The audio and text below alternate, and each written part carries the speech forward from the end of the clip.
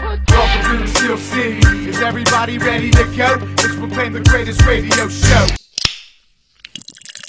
Welcome everyone to our Week 16 Steelers preview. I am your host Jim Sella here on the spread. The Steelers dropped a heartbreaker to the New England Patriots last week.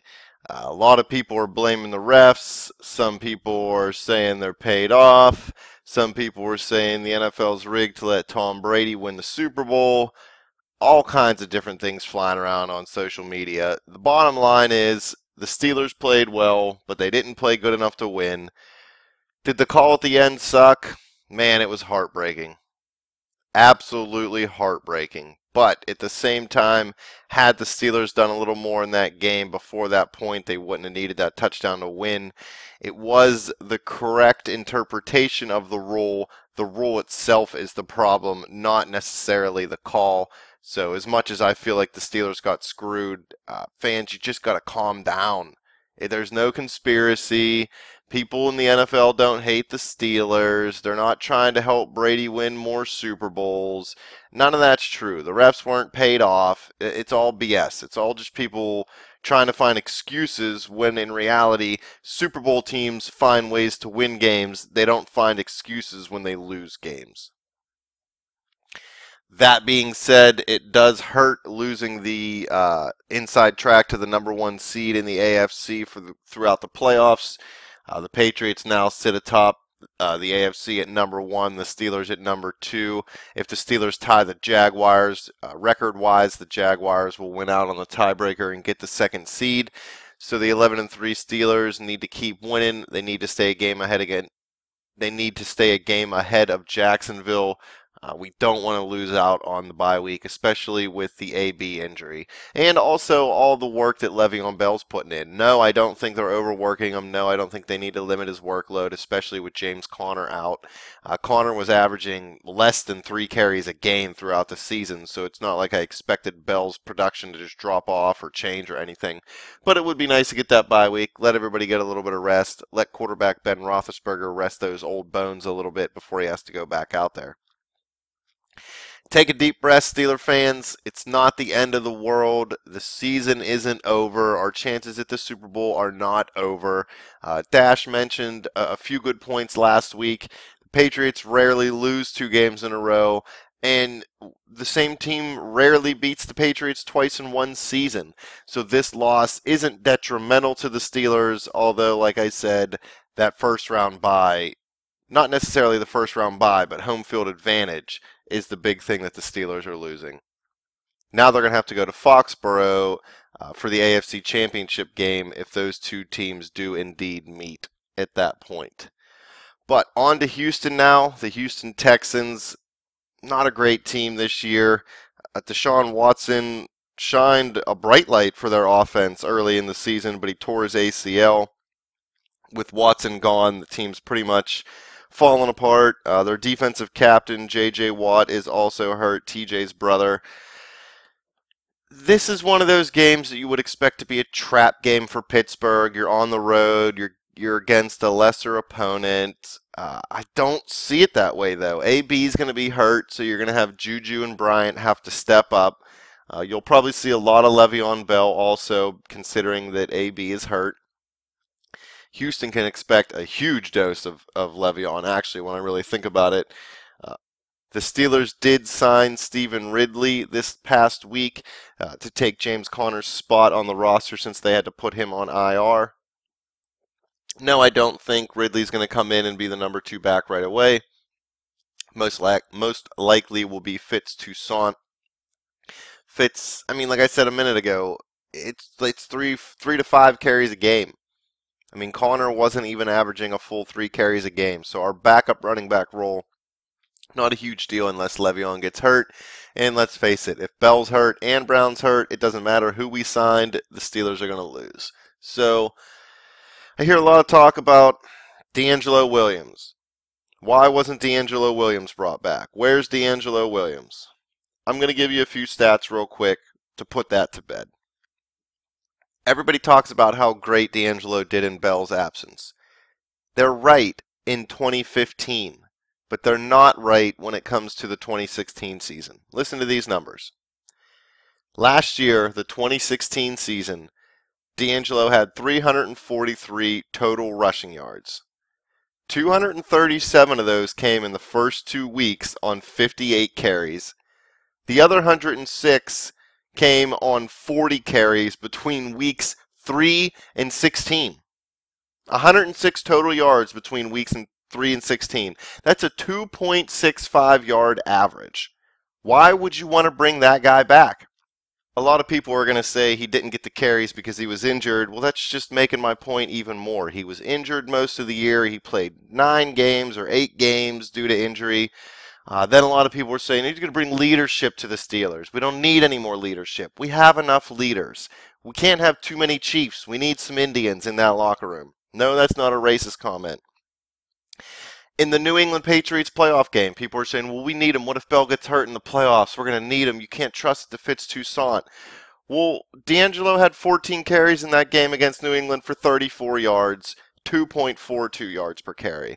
So again, great guy, filled in great in 2015, was a great signing.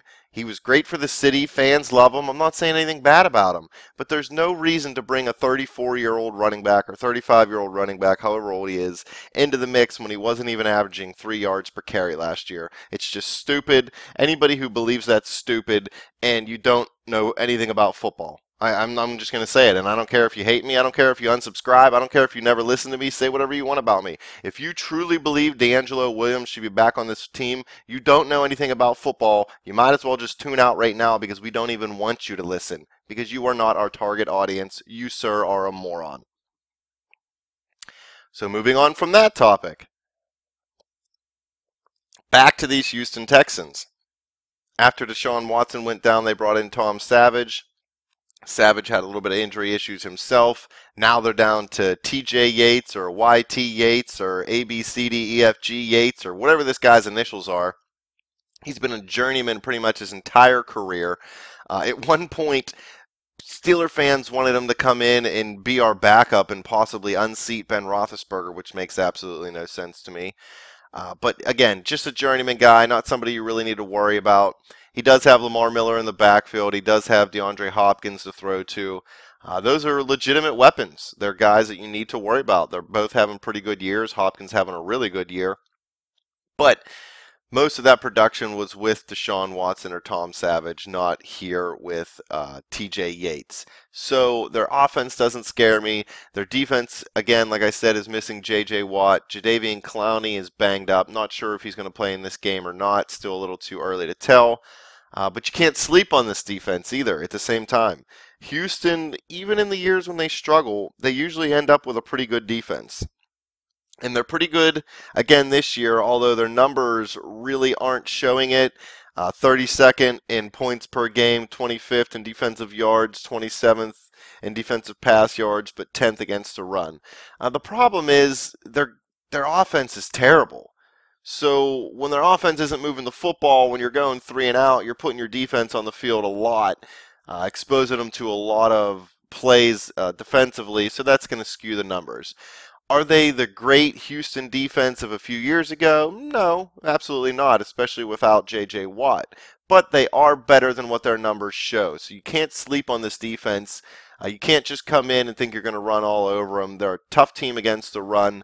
It's going to be tough for Le'Veon Bell to get going. You might actually see him get more receiving yards this week than rushing yards. But either way, you're going to see him worked into the offense. But it's no slouch team. The passing game, if the Steelers can get up early in this football game, they should be able to limit what Houston can do. If you get up 1, 2, 3 touchdowns, or even just if you get up 3 scores, it doesn't even have to be 3 touchdowns, just 3 scores, and it's really going to be hard for Houston to be able to come back. It's not that type of offense this year. Again, you can't let them hang around. The Steelers keep letting all these teams hang around, and then they have to squeeze it out at the end of the game on a Boswell field goal. Well, look what happened last week when they played a good team and they had to try to squeeze out a victory. It didn't turn out the way they wanted.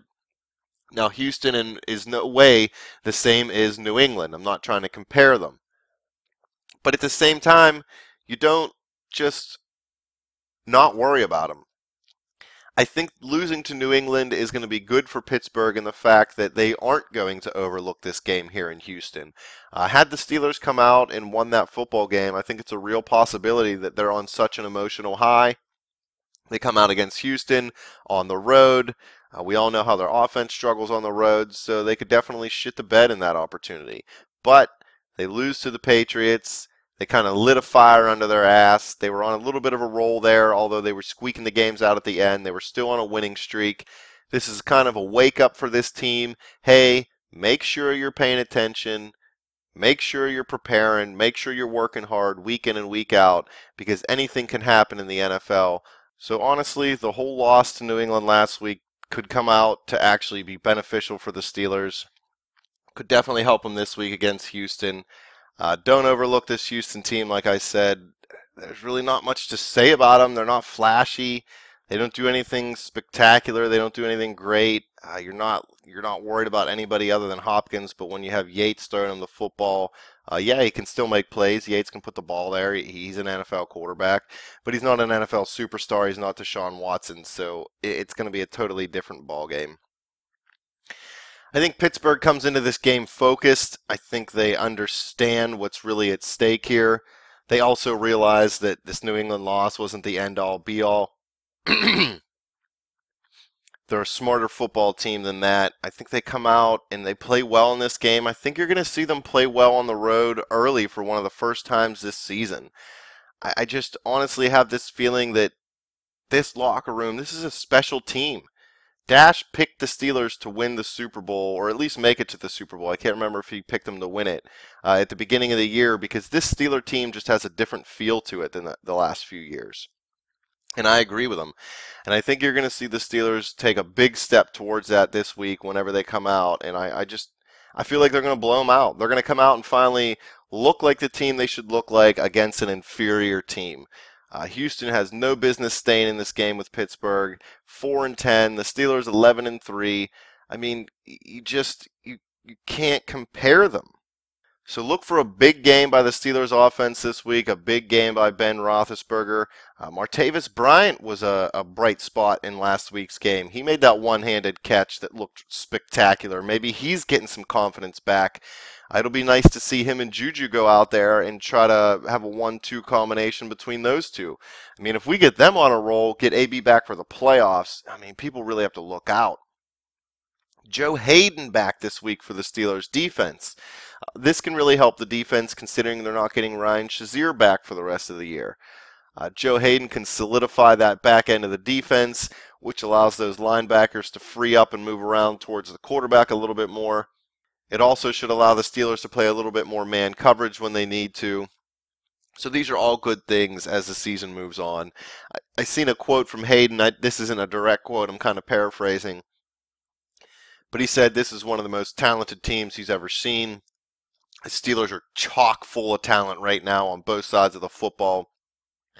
And they're getting ready to go on a run through the end of this season and through these playoffs. Now, as far as my keys to victory for this week, it's a very basic game. I hate saying that because you could lose any game, but you just play to your strengths. Don't let Houston score early. For the love of God, please, get this defense out on the field, shut them down. Do not let Houston stick around. This game should be over at halftime. The Steelers should come out, put points on the board early, put their foot on the throat of the Houston Texans early, and just roll all over these guys. You got to run the ball effectively. No AB. You're going to have Juju and Martavis out there still, both pretty good wide receivers, although Martavis has struggled for most of the year. You use the run to set up the pass. Let Le'Veon Bell catch some balls out of the backfield. I mean, mix it up a little bit. Just stay away from these screen passes. I'm tired of these sideline to sideline passes. Move the ball downfield. Push the ball downfield. Ben looks like he's throwing a little bit better of a deep ball. I know you're losing AB, and he's one of the best deep threats. But Juju showed he can do it. Martavis has showed he can do it in the past. Jesse James is even coming on this year in the passing game. So there's no reason that this offense can't go out and do whatever they want. So my key to victory is just be the Steelers. Play Steeler football. Run the ball effectively. push the ball downfield in the passing game, and play good defense. If you shut down the Houston running game, there's not going to be a whole lot they're going to be able to do offensively. They're not going to be able to throw all over the Steeler defense. Yates is just not that type of quarterback. Joe Hayden will be back. I expect to see some big plays. I hope our safeties step up a little bit. I'm not criticizing Mitchell and Davis, but I think they could both be playing a little bit better, especially at this point in the season. Maybe they can get their stride going a little bit here in this game and get an interception or a big play. Anything, just a play that changes the pace of a game or changes the atmosphere of a game. That's what we're looking for out of that position. And I think you'll be able to get it this week. I don't see anything that's really that alarming to me by the Texans. Now for my official prediction,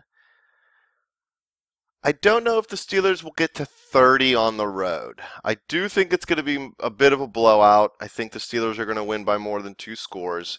I don't know if they're going to make it to 30. Down in Houston, it could happen. Maybe this offense comes out on a little bit of a roll, but with no AB, I think they're going to be a little more conservative in the passing game. Not necessarily conservative, just maybe a little more efficient and not take as many risks. But I think the Steelers can get to 27, 28 points. So I'm going to say the Steelers win this game. We'll give them 28-17. That gives them an 11-point victory. Houston, they'll probably get some garbage time points. Every team can squeak in a touchdown here or there. Like I said, they do have some offensive weapons, so it wouldn't shock me if the Steelers' defense got beat on a big play downfield by the passing game. Not that I think Houston will be able to do that consistently, but the Steelers' defense has had some temporary breakdowns here and there this year. So it wouldn't shock me too much if Hopkins took one over the top for 7 on this defense. Kind of a blown coverage type thing.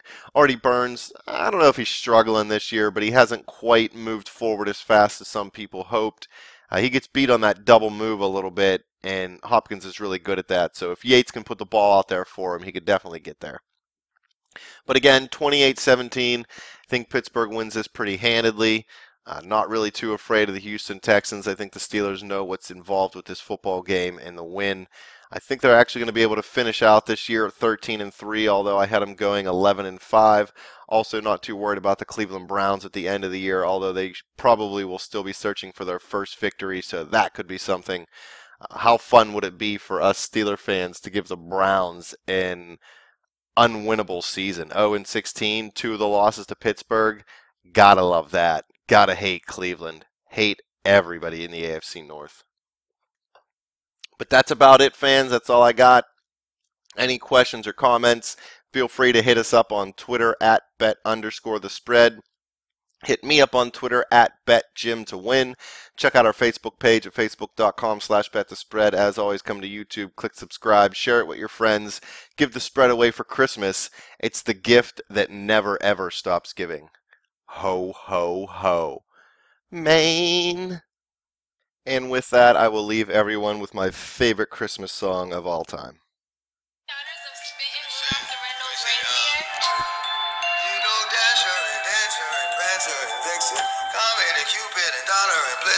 But do you recall the most famous reindeer of all? Come on! Rudolph the red-nosed reindeer had a very shiny nose. And if you ever saw him, you would even say it close. Come on, come on! All of the other reindeer used to laugh and call him names. They never let poor Rudolph join in any reindeer games. Then one foggy Christmas Eve, Santa came to say, come on! Rudolph, with your nose so bright, won't you ride my sleigh tonight?